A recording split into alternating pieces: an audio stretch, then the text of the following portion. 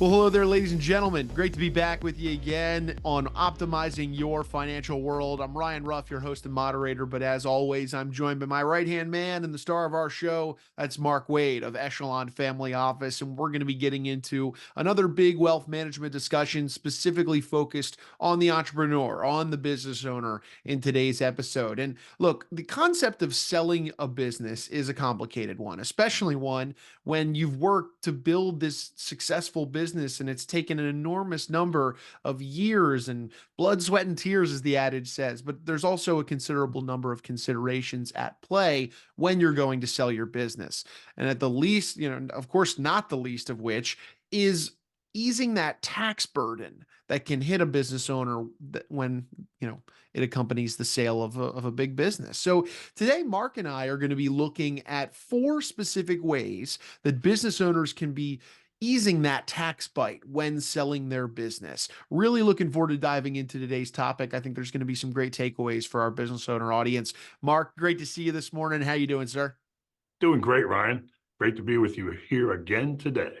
Yeah, always good to be together, Mark. And we got a good one today for our business owner audience out there. Tax related issues and questions, Mark. I would imagine they're pretty top of mind concerns for a lot of business owners out there. Why don't you set the scene for us? What are your experiences with these types of conversations and business owners? Yeah, absolutely. And listen, there couldn't be a more important topic to a business owner than taxes, right? Because let's face it, I don't think anybody believes that taxes are going down anytime soon, and most business owners that I talk to believe taxes are only going up. So, absolutely. So, and despite the many differences in goals and methods, you know, business owners they often agree that they want to pay as little taxes as possible, under the law. So, whatever the government says is the least amount of taxes they can pay, that's the amount they want to pay. And so, they want to also practice that when they sell their company. They want to pay the least amount of taxes at sale, so they walk away with the most amount for themselves and their family, right? It only makes sense, don't you think? You know, the good news there is that, there are numerous strategies and numerous different ways to use strategies in combination with each other. And these strategies can potentially help mitigate taxes on the sale of your company. Sure, sure. So, Mark, we're mentioning today these four specific strategies that business owners can be leveraging. Why don't let's start at the top, dive into that first one. What do you have for us? The first way is the more traditional approach, and that's simply to transfer assets regularly over time. So let's say you have heirs, children, in this case, who want to take the business over someday. You can start annually by gifting them shares of the business, ownership of the business each and every year, which amounts to a gift of stock in the company to each individual whom you want to end up owning the company. And you can do this every year without incurring taxes, as long as you stay within the prescribed limits. And for as of the day we're doing this podcast, which is in the year 2024, that amounts to about 18,000 per person per donee. So a parent can gift 18,000 to each of his children each year without incurring taxes. And if you combine those gifts together with the mother and the father, husband and wife, they can collectively gift 36,000 a year to each of their children without incurring taxes. And that has historically been one method that many people use to transfer business to the next generation. But, given the annual limits on this kind of gifting, it's unlikely that this approach is going to allow you to transfer the ownership of your entire company over a reasonable period of time to any heirs. But it can help get the ball rolling on tax mitigation, and it's a very straightforward strategy to use. Sure. I mean, you say it's straightforward just there, Mark. I think it would probably be one of those strategies that most folks would already be aware of. Maybe not the inner workings in terms of the gifting limits that you just mentioned. But let's transition now over to the second method for mitigating taxes at the sale of a business. What do you have here for us? Hey, Ryan, instead of being paid all at once, there's the installment sale method. So, when most people sell a business, it can result in a large profit that can bump you up into a much higher tax bracket than you're used to, right? And that, of course, could mean a significantly higher tax bill than you expect or even want for that matter. So to avoid that outcome, you could consider being paid over a number of years. So the buyer would make a one-time payment up front, and then have succeeding payments each year until the entire balance is paid off. So instead of the one-time upfront payment, you could pay it over a number of years with interest, right? This approach could spread your tax bill over the entire installment period, which typically will result in a lower tax payment. Sure. And Mark, when we're looking at the installment sale, am I correct in saying that it sounds like it could come with some risks involved due to the spread out nature of selling a business, which in maybe our hypothetical example here, could be a quite valuable business with a lot of zeros behind that transaction? Yeah, absolutely, right? And the length of the installment period, you can negotiate that between the buyer and the seller. But obviously, the longer that term, the greater the risk you're going to incur because you're being paid out over time than being paid all at once. So then you're relying heavily on the new owner to make those payments. If he or she runs the company into the ground, you may end up with far less money than you expected to receive had you sold it all at one lump sum.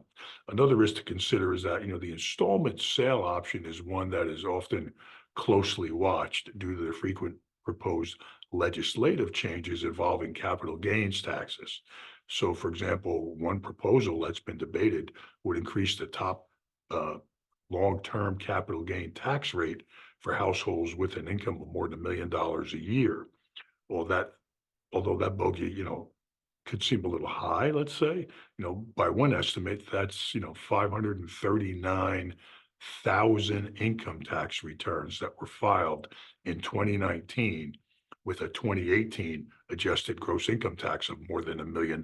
Think about it. 539,000 tax returns with more than $1 million of income in a year. So it's quite possible for business owners, to hit that number in 1 year if they sold their company for more than $1 million, right? Or $1 million in profit. So you can see how this strategy has its pros and cons, but it's one that you might consider pursuing after you get some guidance from your financial professionals. It's critical. You got to have input from financial professionals to know which method makes sense for you to employ in your sale.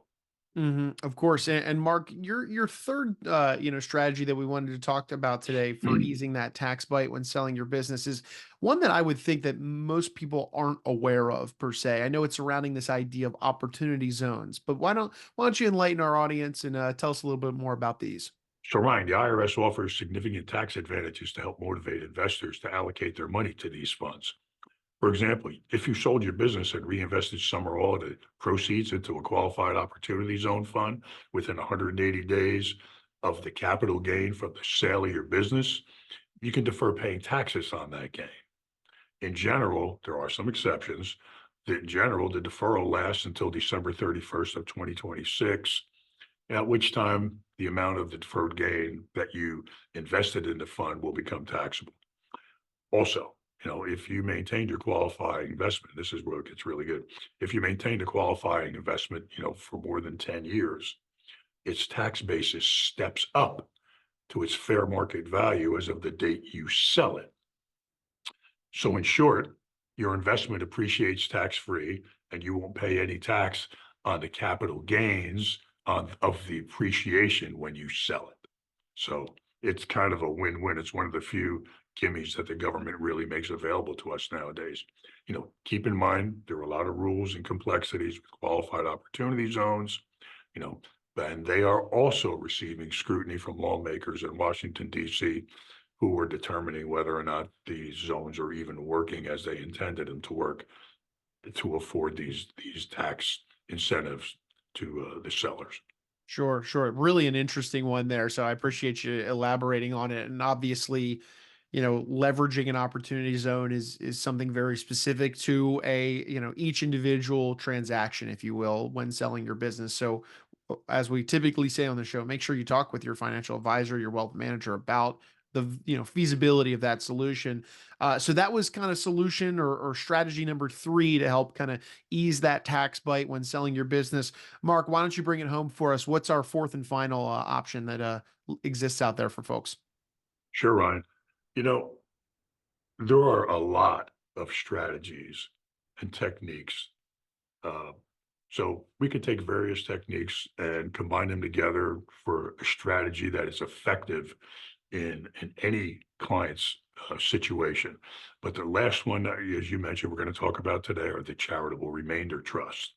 So if you want to reduce, your tax bill when selling and have a philanthropic impact on a charity or a cause that you care about, you may be well advised to think about using a charitable remainder trust for all or part of the sale of your company.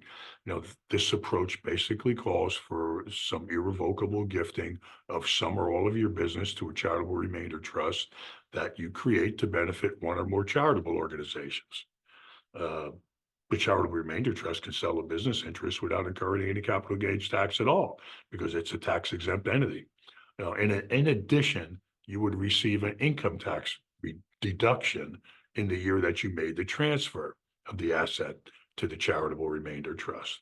The size of that charitable deduction could potentially total tens of thousands, if not hundreds of thousands of dollars in the year you make it. So depending on the value of the business interest being transferred, your age and the adjusted, your adjusted gross income, uh, be allowed deductions limited to 30% of your adjusted gross income, but you can carry any excess deductions, any excess amounts forward for 5 additional years. So, it could be a very effective tool to use. Of course, it's great for charitable impact as we've talked about a lot on this show. And correct me if I'm wrong though, Mark, but with a charitable remainder trust, there's also an income component going on there as well, correct? Yeah, and this is like the second benefit, in addition to the tax deduction, uh, in that the charitable remainder trust could pay you an annual income stream for the rest of your life, or for a certain number of years if you stipulate. And the way the payment is determined depends on the type of charitable remainder trust structure that you use. There are various different types, but chances are that the most of the annual income coming from a charitable remainder trust that you funded with a business interest would be taxed as a long-term capital gain, not as under current income tax, as earned income, which under those circumstances is taxed at a lower rate than the ordinary income. So ultimately, the remainder amount in the trust would go to the charity of your choice at the end. The exciting thing is that, if it was taxed as regular income, it would probably still be at somewhat of a lower rate because it would be converted to a capital gains rate. Just keep in mind, however, that you can get back the business. You can't get back the business interest. Sorry, big big one there. You cannot get the business interest back after you make the gift to the charitable remainder trust. So you really ought to be sure that the charitable giving is, it's part of your overall plan. It's part of your overall goals before you go ahead and give shares of your business to a charitable remainder trust. Of course, that intention, that impact very much at the cornerstone of that solution. So, Mark, I mean, you had mentioned a moment ago, there are a variety of different strategies that can be leveraged to ease that tax bite when a business owner sells their business. We talked about four very specific and impactful ones today. For anybody in our audience that's sitting there scratching their head about these four strategies we talked about, how could a business owner ultimately decide which of the strategies that we talked about today would make sense for them? Is there a process that you'd recommend they go through? Yeah, absolutely. And Ryan, you said something key right there. Remember, these are only just four of a variety of strategies and techniques that are available to help a business owner extract maximum value from his business. But yeah, the reality is there are many factors that have to go into the evaluation and the decision-making process of which techniques you'll use in your overall strategy. I'm going to add that the four strategies we talked about today represent, just a small portion of the tax mitigation solutions that are available to entrepreneurs when they look to sell their business. You know, the reality is your best bet is really to reach out to your trusted advisors to both to review the full range of tax mitigation resources that may be available to you and to get updated on the latest developments impacting a particular solution, giving the then current tax laws in the year you're looking to sell your business. Sure thing. Well, Mark, for anybody out there that would benefit from a conversation with you and your team to talk about maybe some of these strategies or solutions that make sense for them, what would be the best way they can get in touch with you guys to start a conversation? Sure, Ryan, and thanks. They could always visit us on the web at www.echelonoffice.com. That's ECHELON office.com. They could call in at 2 888 892 9882. Or if they're so inclined and they want to correspond with me directly, they could email me directly at MWADE. That's M Wade, MWADE at echelonoffice.com. ECHELON, the word office.com. Fantastic. Well, Mark, I appreciate you so much. Thanks for carving some time out of your schedule to be on the show here today, talking strategies, and look forward to jumping back on the next one with you. Thanks, Ryan. It's always a pleasure to do these podcasts with you. Thanks so much. Of course, of course. And folks, we want to take a final moment for you and thank you all for stopping by and spending some time out of your day with us on the show here. If you did enjoy today's discussion, you learned a thing or two about these 4 strategies that can help ease the tax bite when selling your business. Make sure you subscribe to the show on whichever platform you checked us out on today so that you don't miss out on other great conversations just like this one. I mean, Mark and I are sitting down, we're taking the same strategies, solutions, the concepts, and conversations that he's having with his clients at Echelon Family Office and bringing them right here to you guys on this show. But for Mark, I'm Ryan. We're going to go ahead and say so long today, but we appreciate you stopping by and being with us on optimizing your financial world.